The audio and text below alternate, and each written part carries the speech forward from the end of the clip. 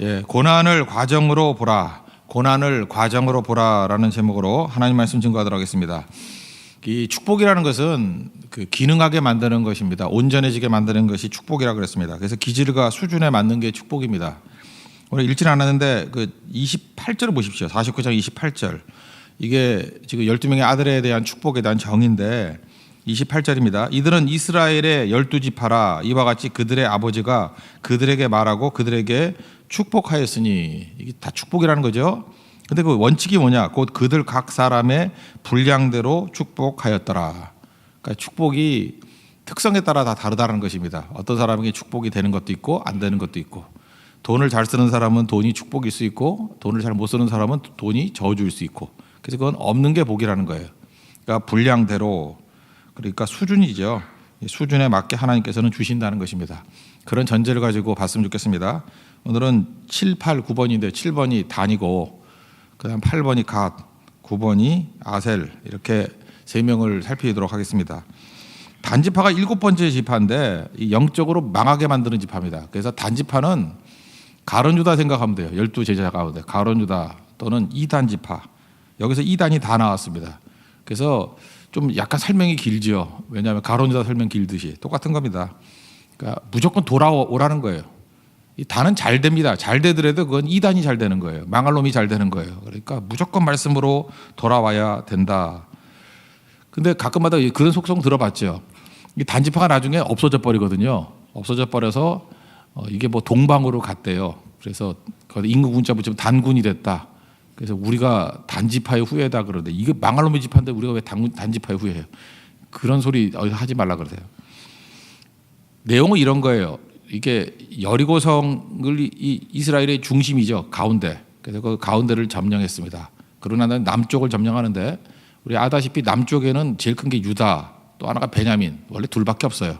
근데 유다 지파 안에 시므온 지파가 있었다 그랬죠. 흡수돼 버렸다고. 또 하나가 더 있는데 단이 있었어요. 단이 있었는데 이 남쪽이 산악 지역입니다.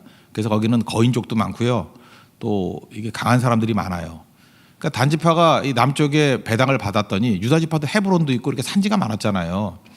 이렇게 센 놈들 많은데 어떡합니까? 지금의 가자지구 그쪽이에요. 그러니까 이렇게 센 놈들 많은데 이 점령이 힘듭니다. 그래가지고 미가라는 그 제사장 집에 가서 점을 쳐요. 그랬더니 거기 있으면 안 되고, 하나님 말씀 아닙니다. 2단이에요. 그러니까 북쪽으로 가라. 그래서 단지파는 하나님께서 허락하신 땅도 아닌데 지들끼리 멋대로 북쪽으로 옮겨요. 그래서 라이스라는 지방을 점령을 해요. 성공이죠. 그러니까 뜻대로 다 돼요.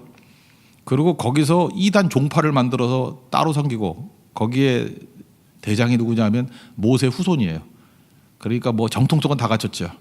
그리고 그 지방 이름도 바꿔버려요. 라이스 지방을 단지파로, 단이라고. 그래서 우상숭배의 본산이 돼버려요. 그리고 나중에는 사사기 이후에는 없어져 버려요. 동방으로 갔는지 하나님께서 없애버렸는지 모르겠는데, 그래서 뭐 별 속성이 다 나오는 거죠. 그래서 이스라엘을 보통 말할 때 단에서부터 부엘사바, 단이 제일 북쪽이라 그랬죠. 부엘사바가 제일 남쪽. 그게 백두에서 한라까지 그런 식으로 대유법이라 그랬는데, 왜 북쪽이 단이 됐는지 아시겠죠? 단지파가 올라가서 라이스를 단이라고 이름을 바꾼 거예요. 원래는 남쪽에 있던 지파인데, 그리고 거기서 2단 종파가 됐어요. 그 솔로몬의 아들 르호보암과 대적했던 게 여로보암이죠. 북쪽 이스라엘을 이렇게 띄어먹었던 여로보암. 여로보암이 예루살렘에 내려가서 예배드리지 말고 대신 예배드리라 그런 두 군데가 있어요. 하나가 단이고 또 하나가 베델이에요. 그러니까 단은 어떤 것이에요? 모두 우상숭배의 본산. 하나님 배척하는데, 하나님 배신하는 데의 본산. 이게 7번째 아들입니다. 그러니까 이 설명을 보세요. 벌써 17절 보니까 단은 뱀이라 그랬고 새끼의 독사라 그랬고, 그러니까 이거 뭐 거의 마귀 얘기하는 표현이죠. 그러니까 가룟 유다 지파, 가룟 유다 같은 지파라는 거예요. 그래서 18절에서 이거는 그냥 한숨이에요. 여호와여, 나는 주의 구원을 기다리나이다. 야곱이 축복하면서 이거 어찌합니까? 받는가 보죠. 이거 어찌합니까? 그런 거예요. 그래서 하나님 불쌍히 여겨주세요. 나는 주의 구원을 기다리나이다. 이게 답이 없다라는 거예요. 요즘 표현하면 답이 없는 지파예요. 그러니까 이거는 무조건 주께로 돌아오는 길밖에 없다라는 것입니다. 그러면 이 지파가 굳이 설명을 한다 그러면 왜 이런 일이 벌어지게 되었습니까? 영적 싸움을 싫어하는 거예요. 그러니까 그 남쪽이 하나님께서 약속하신 땅이잖아요. 그러면 하나님 약속하신 땅은 싸우면은 이길 힘도 주시겠죠. 근데 안 싸워요. 그냥 편한 길 찾는 거예요. 안주하는 거. 그래서 easy going, 쉬운 거 찾다가 그 엉뚱한 데 가가지고 망해버린 지파라는 것입니다. 그러니까 우리 가운데도 단지파 현상이 벌어지면 큰일 나겠죠. 그래서 영적 싸움을 벌여야 됩니다. 편하게 쉽게 그 별로 안 좋은 것 같아요. 이건 뭐 부담 없이 들으십시오. 나오신 분이니까. 추석이라고 뭐 이렇게 새벽 빠지고 이거 이해할 수 있죠. 그렇지 않습니까? 뭐 추석이니까 이러다가 단지파 돼요. 그러니까 뭐든지 쉽게 뭐 이해할 만하게 뭐 그럴 수도 있지. 이게 누적이 되다 보면은 이렇게 무너져 버린다는 것입니다. 그러므로 영적 싸움을 벌여야 돼요. 힘든 일이 있어요. 신앙생활할 때 하나님 힘든 일을 통해서 근육도 키우게 만들고 하나님의 그 메타 디스코스 더 큰 거대 담론을 이루시기 위한 하나님의 섭리를 이루시기 위한 뜻도 있는데 그거 다 거절해 버리고 그냥 안주 하다 보면 이렇게 단지파 같은 일들이 벌어지게 됐고 또 그게 또 너무 잘 되는 거예요. 잘 되다가 지금도 이단들 중에 잘 되는 데 있잖아요. 크게 돼가지고 한 방에 가버리는 거예요. 그러니까 하나님 앞에서 겸손하게 말씀으로 돌아오는 것. 그래서 편한 길보다 중요한 것은 사명 완수다. 그걸 꼭 붙들 수 있는 우리 믿음의 종 되기를 바랍니다. 그래서 단지파는 그냥 무조건 돌아오는 길밖에 없어요. 하나님 불쌍히 여겨주세요. 그걸 또 뒤집어 얘기하면 아무리 하나님의 백성들이 할지라도 가룟 유다가 있고 단지파가 있듯이 망하는 것들은 하나씩 있어요. 꼭. 그러니까 이거를 조심하라는 거예요. 언제나. 그래서 하나님 앞에서 경계의 말씀으로 주시는 거라는 겁니다. 그래서 겉으로 잘 된다고 다 잘 되는 게 아니라 이렇게 무너지는 지파도 있다. 이게 7번째 지파예요. 이건 럭키 세븐이 아니라 이거는 망하는 세븐이죠. 그죠? 8번째 갓 지파는 역전이라는 생각을 하면 됩니다. 역전. 혹시 역전을 하고 싶다 그러면은 역전의 명수예요. 이게 갓 지파라는 거. 19절 보세요.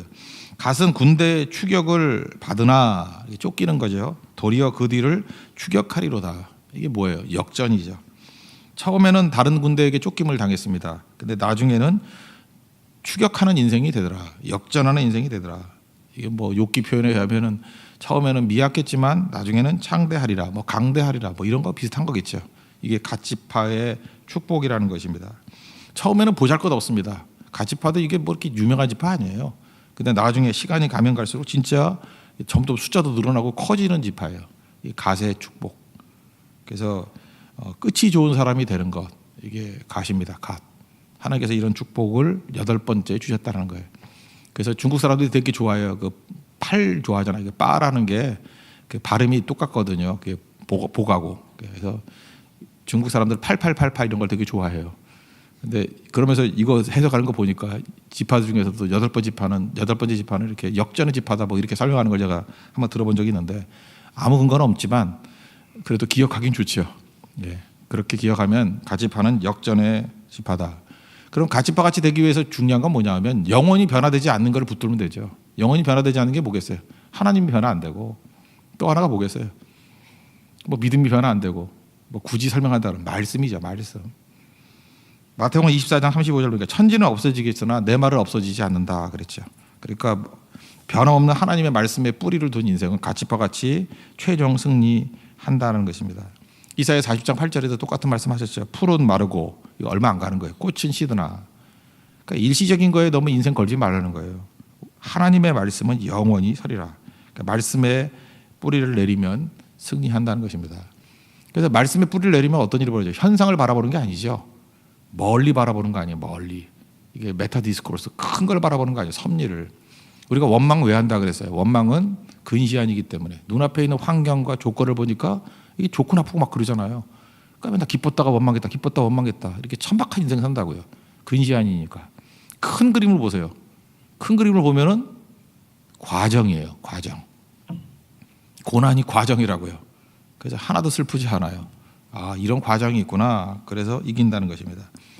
그래서 이런 게 있어요. 그 믿음이 없는 사람들을 보면 인본주의자들 보면 특징이 뭐냐면 다 뭐 안 되면 남 탓이에요. 그래서 병든 거예요. 뭘 안 되면 뭐 누구 때문에 안 된대. 남 탓. 근데 하나님의 말씀 안에 서 있는 사람들은 내가 주인공이잖아요. 내 탓이에요. 굳이 말하면 내 탓이요. 절대 전가하지 않습니다. 그리고 또 하는 것은 똑같은 실수를 해도 인본주의자들은 반복을 해요. 왜냐하면 자기를 믿고 살아가는 거니까. 그 계산을 믿고 생각을 믿는 거예요. 그게 에고라 그랬죠. 그러니까 나는 반복해서 실수해요. 왜냐하면 항상 나는 똑같은 사람이니까 자기 성향은 비슷해요. 그래서 한 번 속은 거에 또 속아요. 자기 믿는 사람들은. 그래서 이기주의자들, 에고이스트들은요, 똑같은 일을 계속 반복해요. 왜냐하면 자기를 믿으니까. 자기는 속속이 똑같거든. 넘어지면 또 넘어져요. 근데 하나님 말씀을 믿는 사람은 넘어지지 않고 실수를 통해서 배웁니다. 이걸 통해서 자기를 죽이고 하나님을 붙드니까 배워나가요. 그래서 배울 기회라고 여긴다고요. 고난이 배울 기회. 그래서 제가 그러잖아요. 똑같은 거 반복하면 그 이방인이라고. 반복한다는 건 뭐예요? 제3자가 바라볼 때는 뻔한 인생이에요. 딱 보면 저거 뻔해요. 저 분명하게 저렇게 될 거다. 근데 예상대로 맞아떨어져. 그럼 그건 이방인이에요. 자기 믿고 사는 인간은 다 그렇게 가요. 근데 하나님 말씀을 붙드는 사람들은 놀래요. 어떻게 저런 일이 벌어질까? 어떻게 저렇게 변할까? 그러니까 하나님이 주인 되신 인생을 살기 때문에 그렇다는 것입니다. 그리고 한번 넘어지면 인본주의자들은 자기를 믿기 때문에 자기가 자꾸 무너지잖아요. 그래서 실패자라고 좌절해요. 그래서 좌절과 교만은 똑같은 거라니까. 잘 되면 교만, 안 되면 좌절. 그런데 변함없는 하나님 말씀을 붙드는 사람은 그걸 과정이라고 여긴다니까요. 큰 그림을 보니까 메타 디스코스, 거대 담론을 보니까 이건 과정이다. 절대로 넘어지지 않는다는 것입니다. 그래서 여러분들 아들과 같이 끝이 승리하기 위해서는 변함없는 것들을 붙들어야 돼요. 변함없는 것. 그러니까 그것도 안 되면 오래 가는 거. 그럼 되시겠죠. 오래 가는 거. 그러면 낙심도 안 하고 과정이라고 붙든다는 것입니다. 그 텍사스에 가면은 옛날에 제가 텍사스 그 타일러라는 곳에 갔더니 거기 속담이 써 있더라고. 벽에. 거기 이제 사람보다 소가 더 많아요. 젖소를 잃어버리지 않는 한 우유가 얼마나 남았는지는 문제되지 않는다. 뭐 그런 글이 써 있더라고. 그 펜스에. 여기서 의미가 있다고 생각했어요. 그 젖소는 계속 우유가 나오잖아요. 그러니까 젖소를 잃어버리지 않는 한 지금 우유통을 엎었는지 뭐 덜어졌는지 그게 무슨 의미가 있냐는 거예요. 젖소만 있으면 되는 거지. 또 나오잖아요. 그러니까 우유보다 젖소가 더 영원한 거죠. 더 오래되는 거죠. 그게 지혜잖아요. 지혜. 우유가 중요한 게 아니에요. 젖소가 있는 한 우유는 있거나 없거나 관계없어요. 또 짜면 되는 거니까. 그런 시각. 이게 무슨 얘기예요? 이 과정으로 보는 거죠. 큰 걸 보니까 고난은 다 과정으로 보게 된다는 것입니다. 이 똑같은 말씀을 예수님이 이렇게 말씀하셨어요. 마가복음 10장 31절 같은 데 보니까 먼저 된 자가 나중되고 나중된 자가 먼저 된다. 그러면 먼저 된 자가 나중되는 이유가 뭐예요? 영원한 거 붙들지 않으면 먼저 시작하더라도 다 낙오돼 버린다는 거예요. 근데 늦게 믿더라도 늦게 시작하더라도 영원한 하나님 말씀의 뿌리를 둔 사람은 이게 먼저 된다는 거예요. 이게 뭐 역전 아니죠. 역전이죠. 역전의 능력이 8번째 아들 가세에게 있었다는 것입니다. 그러니까 처음에 미약했어요. 그리고 그 여종의 아들로 태어났어요. 다 부족했지만 이 지파는 말씀 붙들고 계속 영원한 하나님 말씀 붙들고 나갔더니 시간이 쭉 가니까 처음엔 눈에 띄지도 않았어요. 근데 나중된 자가 먼저 되더라고요. 잠깐만 이렇게 역전. 서서히 그것도 뭐 특별하게 쏟아 부어주는 축복도 없었어요. 서서히. 그게 굉장히 중요한 거겠죠. 그러면서 우리 갓지파의 축복이 여러분 가정 가운데 임하기를 기원합니다. 마지막 9번째는 아셀이죠. 아셀은 뭐든지 잘하는 거예요. 잘하는 것 또는 잘하기 때문에 잘하는 한 사람이 길을 열어주거든요. 그래서 굳이 말하면 길 열어주는 사람 또는 불 붙이는 사람. 20절을 보십시오. 아셀에게서 나는 먹을 것은 기름진 것이요 그가 왕의 수라상을 차리리로다. 그러니까 왕의 수라상에 들어갈 정도면 최고의 것을 만든다 그런 뜻이죠. 그러니까 이건 이런 뜻하고 똑같은 겁니다. 열매를 거두는데 천재적인 은사를 갖고 있는 사람이에요. 그러니까 아셀은 천재성이에요. 잘하는 거예요. 잘하니까 불을 붙이는 거죠. 불을 붙이는 거. 그러니까 뭐 예를 들어서 조직 같은 것도 이 사람이 들어가면 잘해요. 그래서 그 잘한 걸 하나 붙들고 카피하면 되죠. 그러니까 불 붙이는 거죠. 그러니까 이런 사람들은 그 어떻게 길을 뚫는 역할을 많이 해요. 고려 말에 문익점 같은 사람. 우리나라엔 면이 없었잖아요. 모카씨 갖고 들어오는 거, 뭐 이렇게 부뚜껑에 누가 들어왔다면서요. 뭐 이렇게 이 사람이 이 모카씨를 밀수했다라는 것보다 중요한 게 뭐예요? 그 모카씨 중요성을 알았다는 거죠. 그게 더 중요한 거 아니에요? 그 중요성을 알았다. 그래서 이렇게 이런 사람이 아셀 같은 사람이에요. 불 붙여주는 사람이에요. 그 이후에 우리가 무명으로서 있게 되는, 이 문익점 아니었으면 조선시대 때 백의민족 이런 것도 있을 수가 없죠. 그죠? 이게 무명 그때부터 들어오게 되었다는 거. 성가대도 제가 맨날 기도하는 게 그거였어요. 9번째 아셀 같은 사람이 나오기를 원합니다. 소프라노도 한 사람이 제대로 음을 잡아주면 잘 가요. 근데 아무도 없으면은 악보는 4부인데 뭐 8부, 10부 이렇게 막 나오고 그래요. 그런 거 있죠. 한 사람이 제대로 기준을 잡아주면 나머지는 따라가면 되는 거고. 기도도 마찬가지죠. 기도도 이렇게 뜨겁게 기도하는 한 사람이 있으면 그 사람이 기준을 잡아주는 거예요. 아, 기도는 저렇게 하는 거구나라고 헌신하면 나갈 수 있다는 것입니다. 이런 거 뭐 스포츠에서 많이 나오잖아요. 어떤 뭐 기록의 한계가 있는데 한 사람이 넘어가 버리면은 뭐 다 넘어간다면서요. 그거 아시죠? 제일 먼저 기억나는 게 뭐 이렇게 높이 뛰게 하는 거.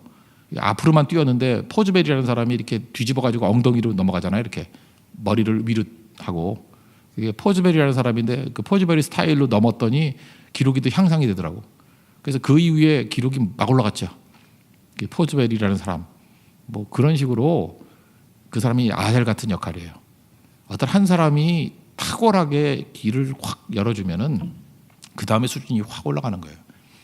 여러분 그런 생각 안 해봤습니까? 선진국과 후진국의 특징이 뭐냐 하면 선진국에는 아셀이 많아요. 그래서 각 분야에 수준 높은 사람이 있으니까 전체가 다 그 수준으로 올라가요. 저는 이제 선교를 많이 다니다 보니까 그 좀 이렇게 후진국도 가보잖아요. 그러니까 우리가 볼 때는 상식인데 그 우리 대학생들도 할 수 있는 거를 잘 못하더라고. 전반적인 수준이 낮아가지고 우리는 가가지고 한 5천 원이면 살 수 있는 거를 거기는 10만 원을 줘도 살 데가 없어요. 그런 게 후진국이더라고요. 그러니까 수준이 낮은 거. 우리가 네팔에서도 학교에 그 농구 골대 그 사주라 그랬더니 농구 골대 그 림을 만드는 데가 없어요. 그래서 이렇게 중고를 갖다가 이렇게 좀 다듬어 가지고 이렇게 붙여놨거든요.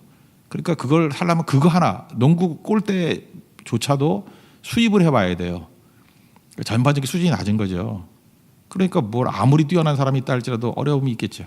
근데 우리야 뭐 그거 가면은 뭐 한 2, 3만 원이면 사거든요. 근데 거기는 그거 수입에 올라가니까 그 비용까지 합친다 그러면 뭐 몇십만 원이 들겠더라고요. 그게 문제인데, 그러니까 한 사람이 잘 되는 거, 여러분 우리가 시기 질투하면 안 되는 게 한 사람이 아셀같이 탁월해지는 것들이 우리 전반적인 수준을 높여준다는 것을 기억해야 된다는 거예요. 그래서 우리도 아셀과 같이 잘 쓰임 받는 불 붙이고 길 열어주는 하나님의 종 되길 바랍니다. 7번 단 이렇게 돼서는 안 된다. 이건 2단 지파. 이건 하나님 불쌍히 주시고 빨리 돌아와야 돼. 이건 잘 되고 안 되고의 문제가 아니라.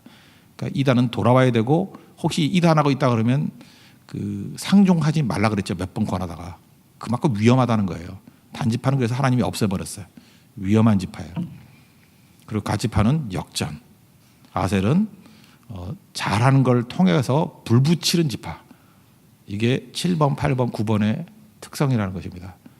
우리에게도 이 내용들이 그대로 적용돼서 하나님께서 우리에게 적당하고 맞는 축복과 은혜를 부어주시는 은혜가 넘치기를 기원합니다.